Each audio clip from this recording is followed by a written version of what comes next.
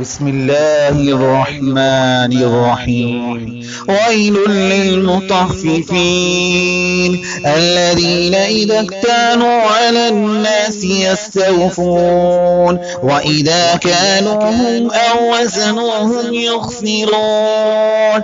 ألا يظن أولئك أنهم مبعوثون ليوم عظيم يوم يقوم الناس لرب العالمين. كلا إن كتاب الفجار لفي سجين وما أدراك ما سجين كتاب مرقوم. ويل يومئذ للمكذبين الذين يكذبون بيوم الدين وما يكذب به إلا كل معتد أثيم.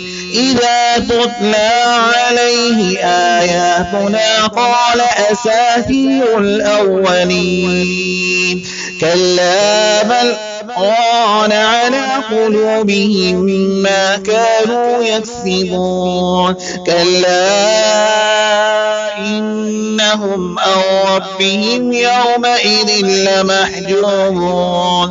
ثم إنهم لصالو الجحيم ثم يقال هذا الذي كنتم به تكذبون. كلا إن كتاب الأبرار لفي عليين وما أدراك ما عليون كتاب مرقوم يشهده المقربون. إن الأبرار لفي نعيم على الأرائك ينظرون تعرف في وجوههم نظرة النعيم يسقون من رحيق مختوم ختامه مسك وفي ذلك فليتنافس المتنافسون. ومزاجه من تسنيم عينا يشرب بها المقربون.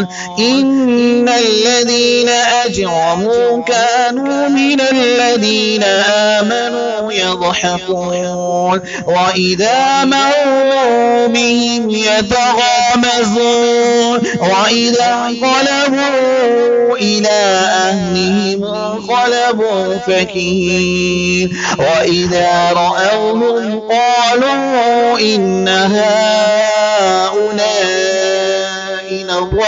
لضالون وما أرسلوا عليهم حافظين. فاليوم الذين آمنوا من الكفار يضحكون على الأرائك ينظرون هل ثوب الكفار ما كانوا يفعلون.